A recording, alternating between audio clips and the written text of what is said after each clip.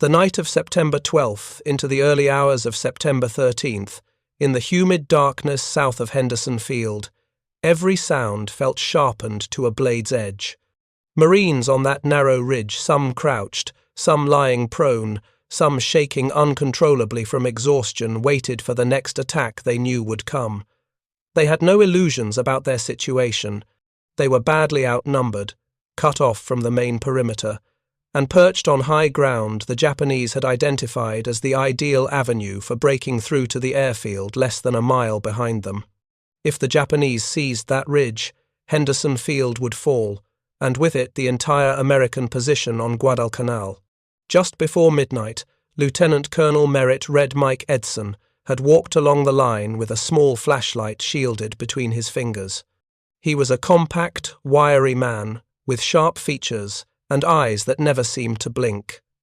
Before we jump back in, tell us where you're tuning in from, and if this story touches you, make sure you're subscribed because tomorrow I've saved something extra special for you. He had parachuted into Nicaragua in the 1920s, led amphibious raids in the 1930s, and commanded raider units long before the term special operations meant anything. The men trusted him instinctively. He spoke quietly to each squad, checking ammunition, making small adjustments, placing machine gun teams slightly forward or backward, depending on the terrain. He carried no visible anxiety. But every Marine who saw him could tell he was calculating something, replaying a plan, refining it second by second. What troubled Edson most was not what he could see, but what he could hear. In the jungle below, thousands of Japanese soldiers were assembling. Their movement through the underbrush was almost constant, brushing leaves, shifting gear, quiet murmurs, the occasional metallic click that betrayed a rifle bolt or bayonet. At intervals, the jungle seemed to fall silent, only to erupt moments later with a sudden, distant shout or the thud of someone stumbling against a tree trunk. These were not random noises. They were the unmistakable indications of a major force organizing for a coordinated night attack. By official American estimates taken after the battle, at least 7,000 Japanese soldiers belonging to Major General Kiyotake Kawaguchi's 35th Infantry Brigade were converging on the ridge and its surrounding jungle approaches. The Marines, defending that line, numbered roughly 840, primarily Edson's raiders, and the battered remnants of the 1st Marine Parachute Battalion. Many of these men had already fought continuously for nearly 2 days, first defending an outer perimeter, then pulling back under pressure to this narrow spine of ground that overlooked the approach to Henderson Field. They knew they were dangerously exposed. The terrain offered almost no natural protection. The ridge of thin coral soil overgrown with tall kunai grass, punctuated only occasionally by patches of low scrub. There were no trenches, no bunkers, no sandbags, no reinforced fighting positions, nothing to absorb incoming fire or protect a Marine from a bayonet charge. The men dug shallow scrapes in the dirt with their entrenching tools, carving depressions barely deep enough to lie in. A few machine gun crews wedged their positions between coral outcroppings. Everyone else braced themselves for close combat, because that was what night fighting on Guadalcanal had already shown them. The Japanese preferred to close in rapidly, often silently, using the darkness to mask movement until they were almost on top of American positions. The night became thicker as the moon disappeared behind clouds. The air smelled of wet earth, sweat, and engine fumes drifting from the direction of the airfield. The humidity clung to everything. Marines wiped their faces and immediately felt perspiration, forming again. Rifles felt slick. Canteens were half empty, rations were low. The last hot meal most of them had eaten was more than a day earlier. Yet none of these discomforts explained the extraordinary tension running through the men on that ridge. The real source of dread was the knowledge passed quietly from officer to non-commissioned officer to private that they were being intentionally left forward of the main line, that reinforcements would not be coming, and that if the Japanese surrounded them completely, they might have to hold out alone for hours or even until dawn. If a single Japanese battalion broke through the ridge and reached the airfield, the entire American position on the island could collapse. The Marines understood this implicitly. The ridge was the fulcrum upon which the future of the Guadalcanal campaign would turn. What the Marines did not know was that intelligence estimates had been grim long before they arrived on this hill. American patrols sent into the jungle earlier in September had detected large Japanese concentrations moving inland from the coastal villages where Kawaguchi's forces had landed. Aerial reconnaissance reported supply dumps being established along the Matanikau River. Intercepted Japanese communications indicated the approaching force was large, aggressive, and preparing for a decisive engagement. None of this surprised Marine commanders. They had always expected the Japanese to counterattack in force. What troubled them was the scale of the build-up and the direction of its movement. Instead of striking along the coastline where American defenses were strongest, Kawaguchi intended to exploit the least fortified section of the perimeter, the southern interior jungle, which the Americans had considered nearly impassable.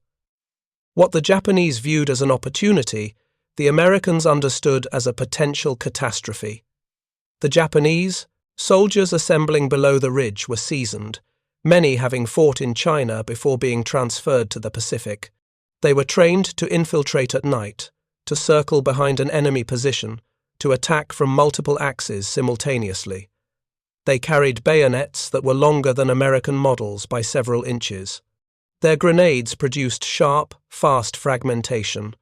Their light machine guns, the Type 96 and Type 100, were reliable and extremely effective in close combat. Every Japanese soldier on this approach had been told the same thing: take the ridge, push past it, and reach Henderson Field before dawn. This was why Edson had chosen the ridge as his stand. Though the line was dangerously thin, though the men were exhausted, and though the position was exposed, the ridge itself created a natural bottleneck. Kawaguchi's forces could not deploy fully along its narrow crest. An attack here would be channeled, compressed, and forced into frontal waves. In other words, it was the one place where inferior numbers might be offset by defensive fire. But that logic came with a terrible price. To make the ridge work tactically, Edson had allowed the Japanese to gather around them. He had pulled back from earlier lines, sacrificing terrain deliberately in order to bait the Japanese into a predictable avenue of attack. He had done the unthinkable, permitted his 840 men to be nearly enveloped, trading their numerical disadvantage for positional certainty. This was not recklessness, it was necessity, and the Marines understood that even if they did not know every detail. Just after 2300 hours on September 12th, the first probing shots echoed from the jungle. A few fireflies darted between the trees. Crickets fell silent. A machine gun team at the southern slope saw a flicker of movement, then another, then a silhouette moving fast. They fired a short burst. Screams followed.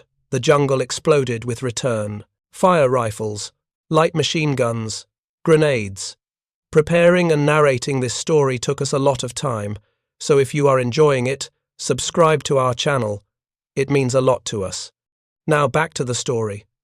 The first Japanese assault was repelled within minutes, but that was only the prelude. When the second assault came around midnight, it came with greater force. Marines saw dozens of shadows rushing uphill, bayonets glinting dimly. Automatic fire tore through the kunai grass. Grenades arced overhead, bursting with short, compact blasts that showered the Marines with dirt and fragments of coral. The raiders fired steadily, magazines clicking, cartridge cases piling beside their positions. Some shouted range corrections to machine gun crews, others simply fired at shapes moving in the darkness. The first wave broke. The second wave came minutes later. The third wave followed after that. And then, sometime shortly after 1 o'clock in the morning, Edson received word that the Japanese were moving to the flanks, trying to bypass the ridge entirely and push toward the airfield through lower terrain. This was the nightmare scenario. Edson moved quickly, ordering a controlled withdrawal to a higher position on the ridge hill, 1, 2, 3, where he intended to make his final stand. The men moved in small groups, carrying wounded where they could, dragging ammunition cans, repositioning machine guns. They were pressed constantly by Japanese soldiers who seemed to come from every direction at once, but they made it to the crest. The decision to fall back was not a retreat. It was the pivot Edson had planned from the beginning. He was trading space for cohesion, consolidating his line at the last defensible point before the airfield.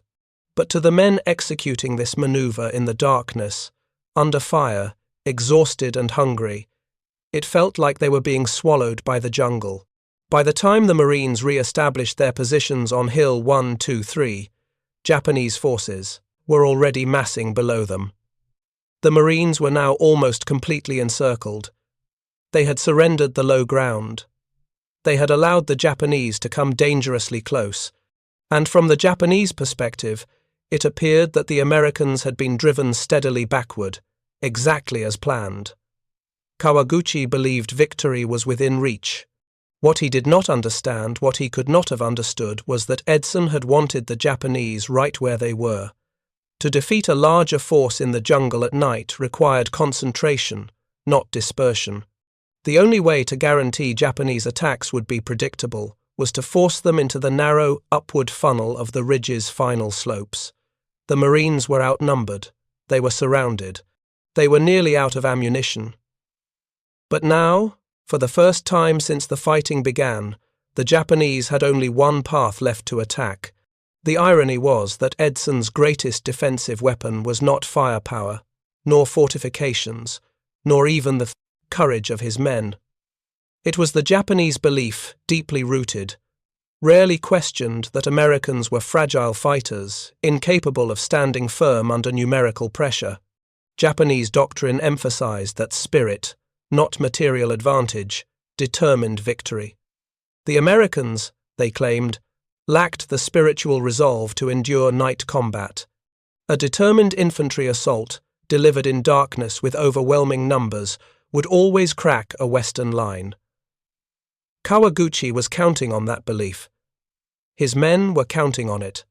Edson was counting on them, counting on it. And as the Marines prepared their final positions on the ridge, checking magazines, sighting machine guns, wiping sweat from their eyes, they waited for the moment when belief and reality would collide. In a few hours, the largest coordinated Japanese assault yet attempted on Guadalcanal would surge up that ridge.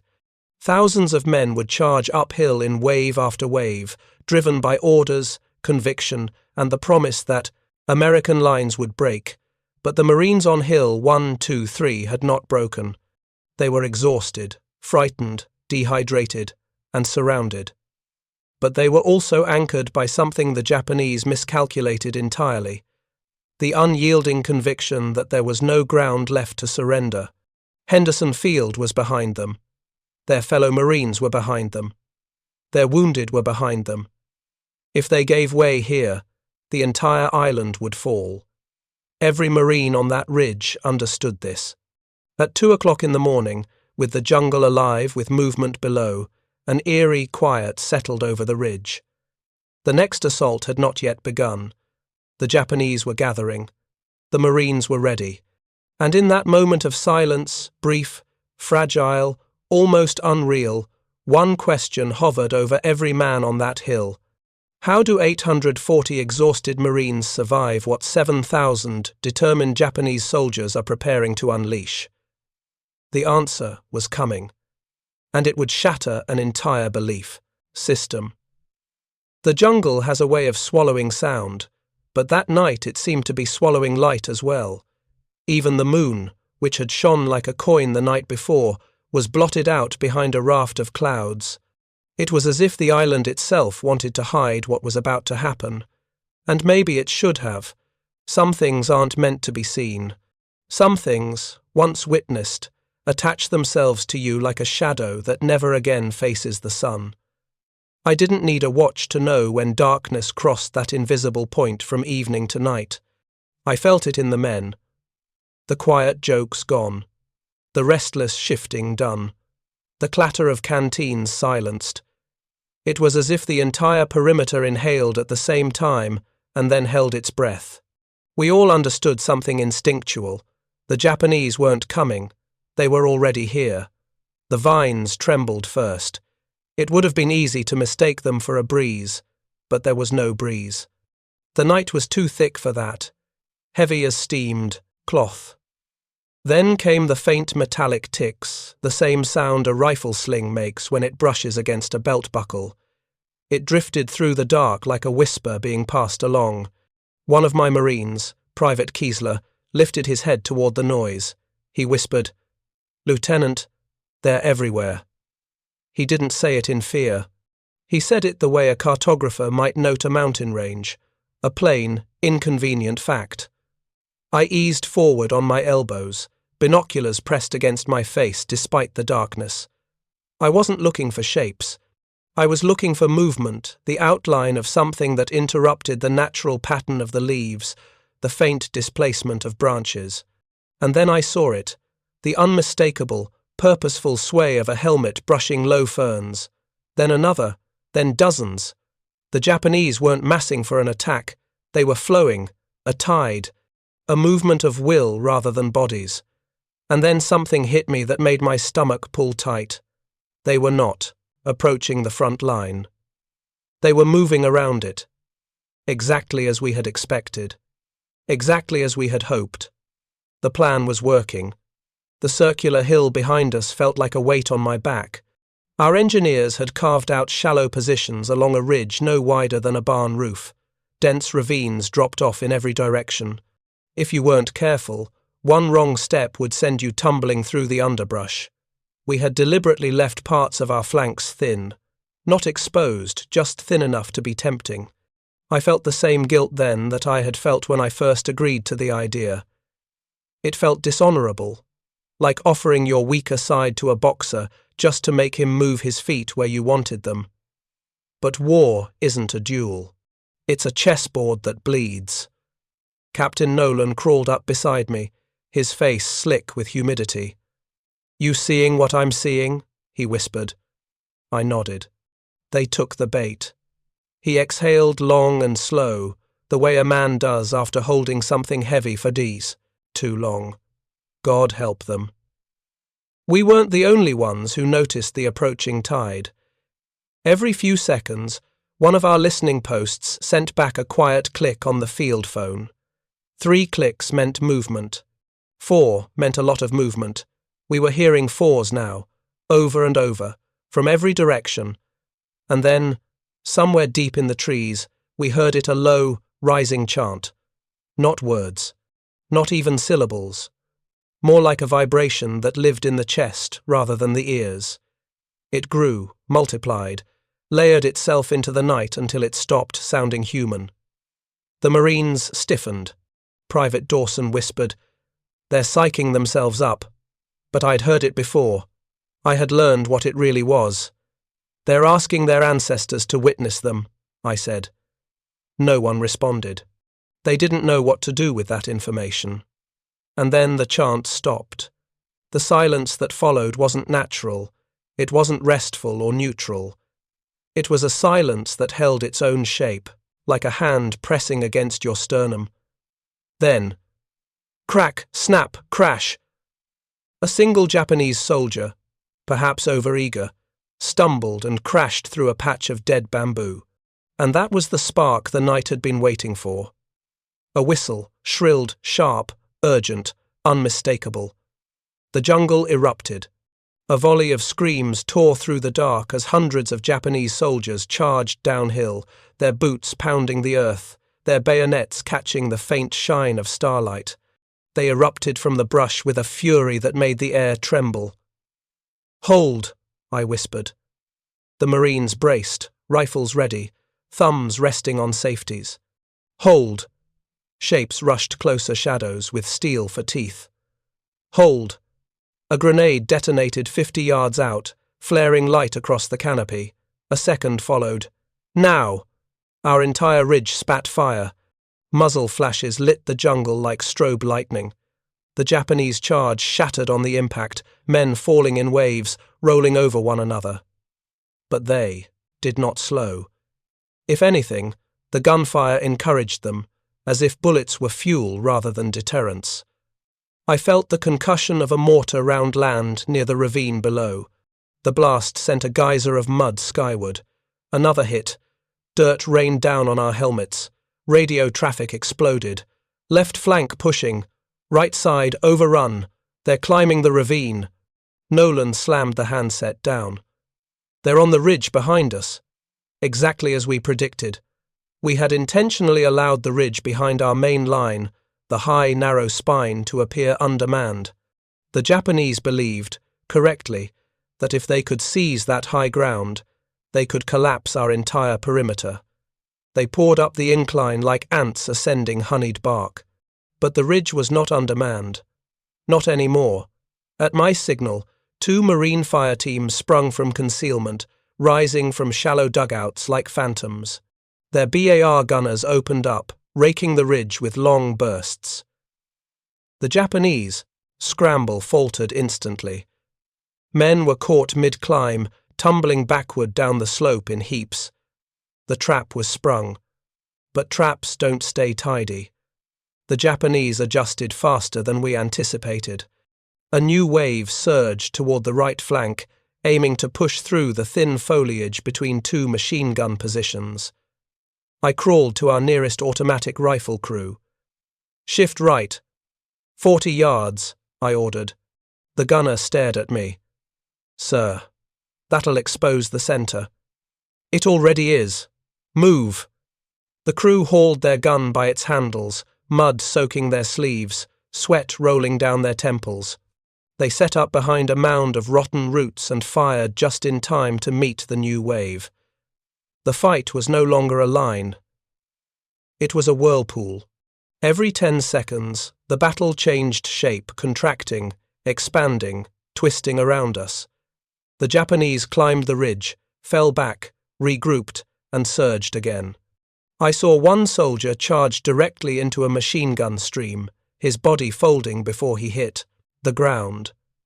Another threw himself onto the barrel of a Marine's rifle so his comrades could leap over him. Their bravery wasn't just admirable. It was terrifying. Kiesler shouted, "They're pushing left. They're going to break through." "No," I said. "They're not." I radioed our reserve squad, the men hidden in the deepest shadows of the far ravine. "Now," I said.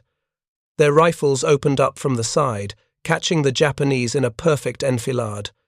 The wave folded in on itself like fabric collapsing. But the cost was rising. One of our machine gunners, Corporal Inderhall, let out a grunt and fell back, clutching his shoulder. A bayonet had grazed him. Another Marine, Wilson, dragged him behind a log, firing his Thompson one-handed while pulling his friend by the collar. Grenade blasts shook the ridge. Bark rained down like shrapnel. The air tasted of cordite and sap. Nolan shouted over the noise, "This is getting too damn hot." He wasn't wrong. Japanese had committed everything. If we didn't break this last wave, they would overwhelm us by sheer mass. I scanned the tree line. The final assault was forming a dense cluster of helmets and rifles pushing through the brush, their officers waving swords, urging them forward with desperate resolve. This was the killing blow. The make-or-break moment. "Get ready," I told the men. The Japanese charge tightened. 20 yards. 15. 10. "Fire everything!" The ridge exploded in muzzle flashes. Grenades arced overhead. Flamethrowers spat liquid fire, turning the undergrowth into a furnace. The Japanese wave buckled, but still pushed forward. A few made it within bayonet reach, screaming, slashing, stabbing at the air with frenzied determination. Private Sims tackled one attacker, both tumbling into a tangle of roots. Dawson swung his rifle like a club.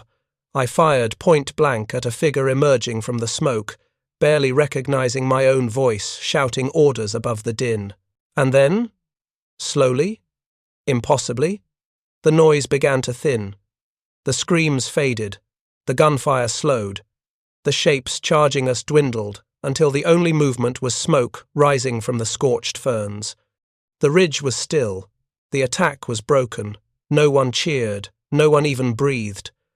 The men looked around as if unsure whether the ground beneath them still existed. The night, which had felt alive, pulsing, breathing, now sagged like a beast that had finally exhausted its fury. Nolan knelt beside a fallen Japanese officer whose sword still gleamed. He whispered something I couldn't hear and gently slid the sword from the man's hand, laying it across his chest. Then he stood. "It's over," he said, but I shook my head. "Not yet." He frowned. "Lieutenant, they threw everything they had at us. They don't have anything left." "They do," I said quietly. "They have Dawn." Nolan didn't argue. He didn't need to. We both knew what that meant. The Japanese attacked, hardest before sunrise, because they believed dying in darkness meant rebirth in honor. Dawn was still 3 hours away. We reloaded, we repositioned, we waited. And slowly, gradually, the jungle began to breathe again. Some Marines say the darkest part of the night is just before sunrise. They're wrong. The darkest part is the hour when you begin to hope the sun might not come at all. Because the sun doesn't just bring light, it brings visibility. It brings exposure. It brings a final chance for an enemy to throw themselves at you with nothing left to lose. And the Japanese always saved something for the dawn. The ridge we held had gone quiet, but it was not the quiet of peace. It was the quiet of a debtor who knows the collector will be knocking soon. The air hung heavy, unmoving, smelling of mud, gunpowder, and something metallic beneath it, the iron tang of spilled blood. I crouched behind the berm, watching the tree line. The smoke drifting from scorched brush rose, straight upward. No wind, no sound but the soft click of Marines rechecking bolts, tightening straps, shifting knees in the mud. Even breathing was done in unison now, shallow and slow. Private Sims sat with his back against a root wall, wiping a streak of soot from beneath his eye. "Sir?" he murmured. "Was that all of 'em?" "No," I answered, not looking at him. He swallowed hard and nodded. I didn't have to explain. Marines who had survived more than one night assault knew the pattern. The Japanese always left a pocket in reserve. They believed the spirit was strongest at daybreak, when death and life stood closest together. Captain Nolan crouched beside me, holding a battered canteen. He offered it. I shook my head. He took a long sip, wiped his mouth and whispered, "That'll thin them." "It already is." He smirked with a kind of fatalistic humour. "War's just picking which parts of yourself you're okay losing." He wasn't wrong. To our rear, a corpsman knelt over a wounded Marine, pressing a bandage to his thigh. The man stared at the canopy with wide, unblinking eyes. The corpsman whispered gently, "You're all right. You're all right," though both of them knew he wasn't. Nolan studied the ridge, tracing invisible lines with his eyes. "We can't hold another full charge," he said. "We won't have to," I answered.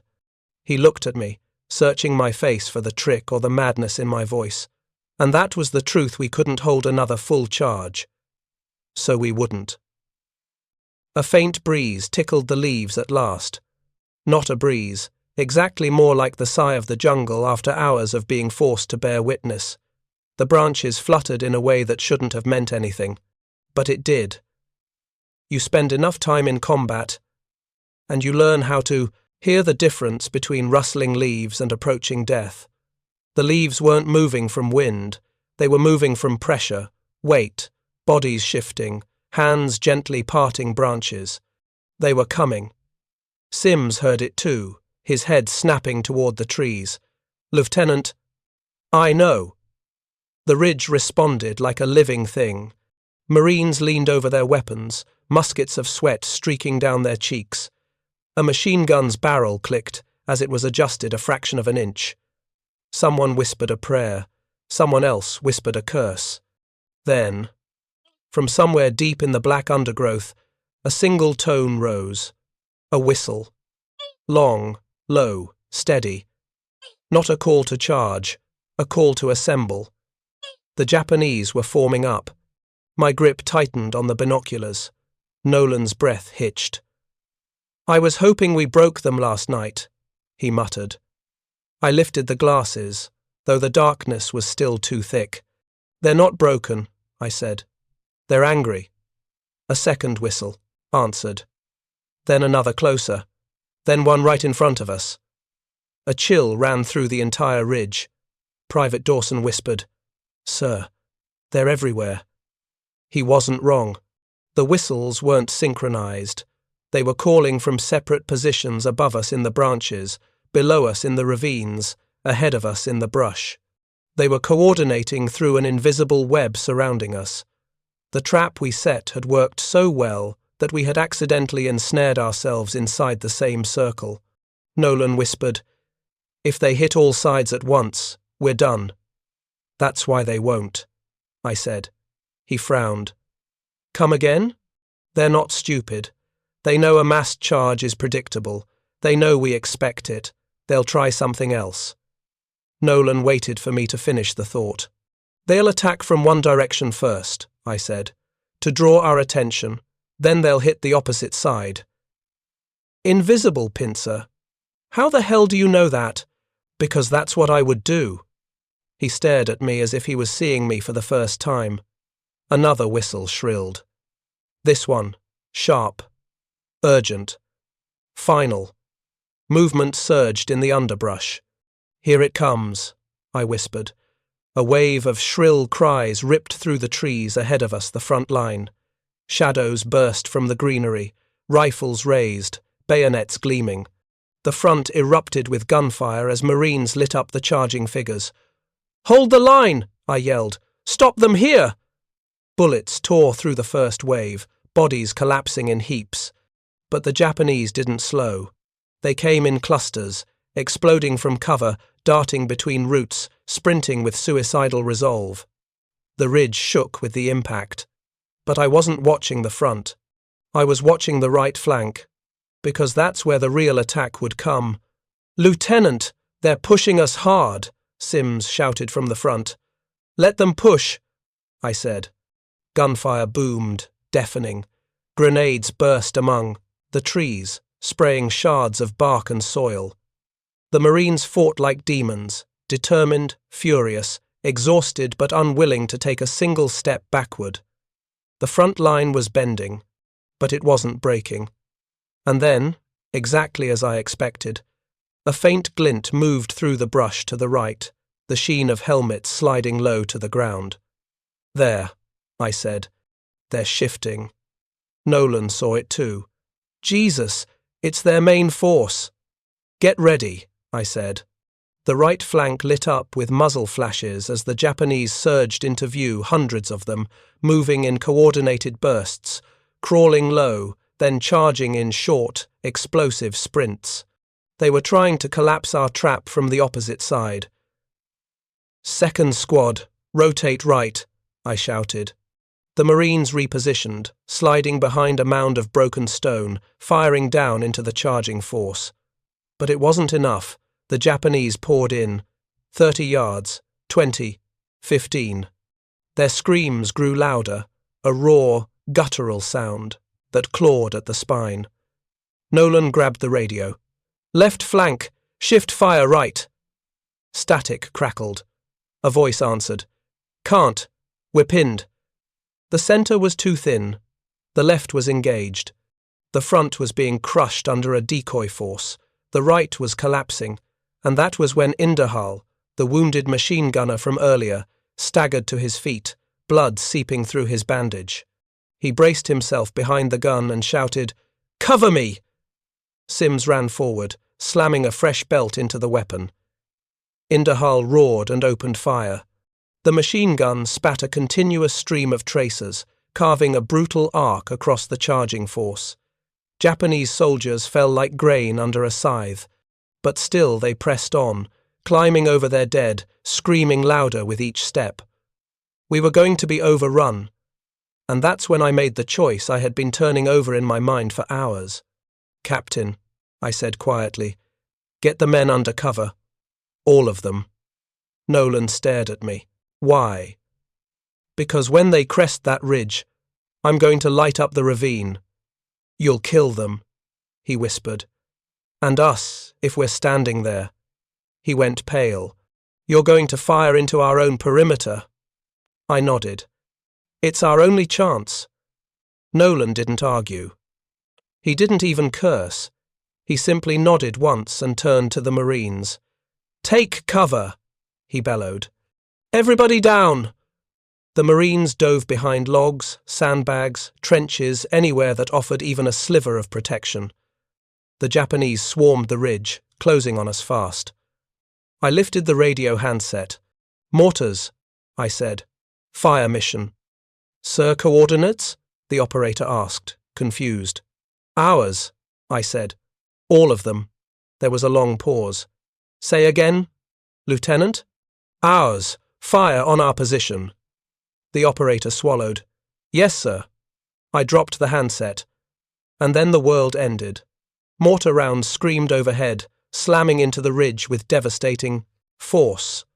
The ground bucked like a living thing. Explosions ripped through the slopes, tearing soil, shredding roots, shredding bodies.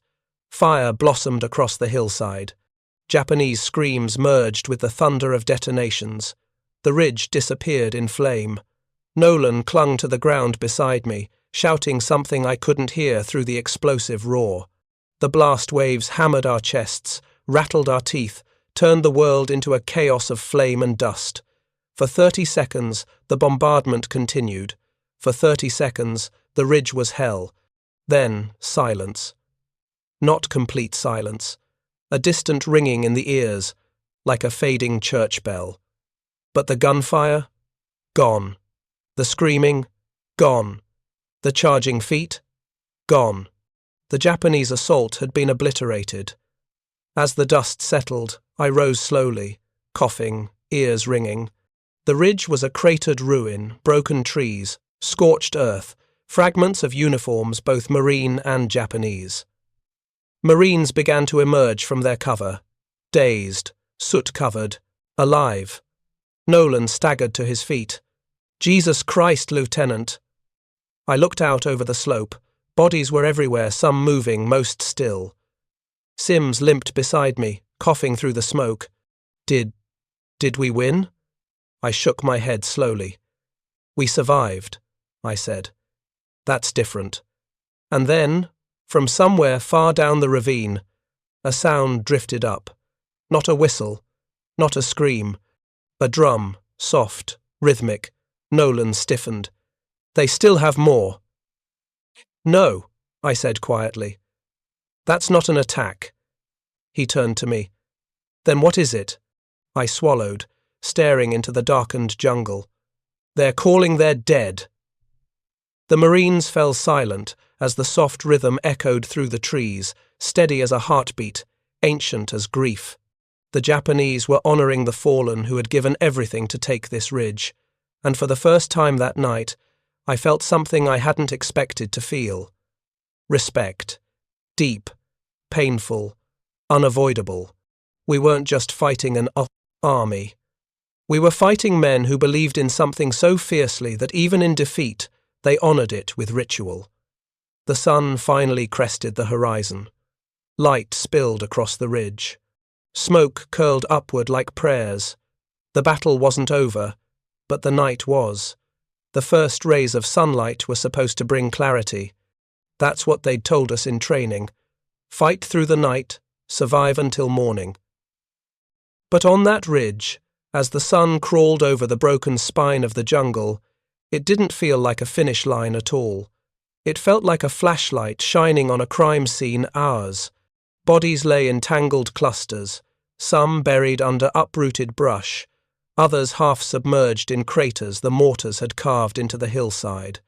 The ridge, which hours ago felt like a place of purpose, now looked like an accident, like something wild and senseless had passed through, destroying everything in its way. Marines moved through the debris without speaking, not out of discipline, out of shock. Every step was hesitant, careful, as if each man was afraid the ground might give out beneath him and drop him into some deeper, darker part of the island. Corpsmen tended to the wounded first. But there were fewer wounded than anyone expected. Far fewer. Some men sat upright, blinking slowly, soot covering their entire faces except for the streak left by sweat running down their temples. Others stared at their hands as if confused about whose they were. Then there were the quiet ones, the ones who didn't move, didn't speak, didn't blink. Men who were alive in body, but not entirely present in mind. I stepped over a broken root and nearly tripped on a fallen helmet. Japanese. Dented. Scorched. I picked it up, feeling the heat rise from the metal. In the burned soil beneath it was the faint outline of a face. Not a complete imprint, just the silhouette left after the mortar blast had erased the rest. I placed the helmet gently on a log. Captain Nolan approached, wiping his face with a rag that had once been white. "Lieutenant," he rasped, "we've got a head count." I nodded, bracing myself. "We're down to 60% combat effective." I tried to swallow, but my throat was too dry. "And the ammo?" I asked. He gave a humorless chuckle. "We have some. Is some enough? Not for another night." The words sat between us like a truth neither of us wanted to claim. The Japanese might have been beaten back, but they weren't gone. The drumbeats earlier had told us everything we needed to know. They weren't preparing another attack. They were preserving their dead, gathering them, reassessing, planning. They were regrouping somewhere beyond the tree line, somewhere sunlight couldn't reach. We didn't have long. I found Private Wilson sitting on a fallen branch, staring blankly at a patch of burned soil. He was holding a dog tag, not his own. "Whose?" I asked, gently. He blinked slowly. "Rafferty." The name made my stomach tighten. Rafferty had been one of the strongest in the platoon 50-yard runner, Deadeye shot, one of those Marines you assume will outlive everyone simply because he looked like he was carved out of iron. "Where is he?" I asked. Wilson gestured to the crater that was still smoking. I put a hand on Wilson's shoulder. He didn't respond. Not physically. Not emotionally. His eyes didn't leave the spot. "I told him I'd cover him," he murmured. "You did," I said. "No." "I told him," he repeated, as if that made a difference. Another Marine, Sims, approached but stopped when he saw Wilson's posture. He whispered, "Sir, he hasn't spoken since the blast. Not until now." I knelt in front of Wilson. "Listen to me. What happened wasn't your fault." But he shook his head slowly, a tiny motion, barely perceptible. "He stood up for me," Wilson said. "And I wasn't, even looking in the right direction." His breathing hitched, his hands trembled. "We need him ready," Sims whispered anxiously. "Without him, we're blind." I lowered my voice. "Wilson, I need you back. Not perfect, not strong, just back." He didn't answer, but he didn't break either. Not yet. Around mid-morning, the jungle began to stir, not visibly but audibly. The breeze changed tone. Birds fled the canopy. The vines rustled in unnatural ways. Nolan and I simultaneously looked toward the ravine. "They're coming," he said. "Not yet," I replied. He frowned. "You hear something?" "No, I don't hear something." His eyes widened as he realized what I meant. The jungle had gone silent again, but not the same silence as before.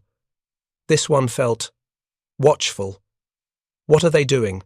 Nolan murmured. "Scouting," I said, "measuring their losses. Ours, the terrain, the morale." The Japanese were methodical. When they lost, the advantage of surprise, they shifted to precision. They were gathering information, planning the next move, deciding where our cracks were, and unfortunately, we had plenty. The worst was the crater line. The mortars that saved us also carved out a shallow trench along the ridge, a trench the enemy could use for their next approach. Sims pointed at it. "Sir, if they get in that, they'll be 5 yards from our line." He was right. The crater offered almost too perfect a path. We had to fill it. "Get the men digging," I ordered. Nolan stared at me like I'd lost my mind. "Lieutenant, we can't fill that trench in daylight. It's exposed. It'll be more exposed if we don't." He scrubbed a hand across his face. "Christ!" "Okay." Marines scrambled, grabbing shovels, helmets, even bare hands to push dirt into the crater. Some worked in silence. Others worked with manic urgency, desperate to do something, anything, to feel they had some control. 2 hours passed. Then 3. By noon, the sun was directly overhead, baking the soil, turning the ridge into a furnace. Men collapsed from exhaustion.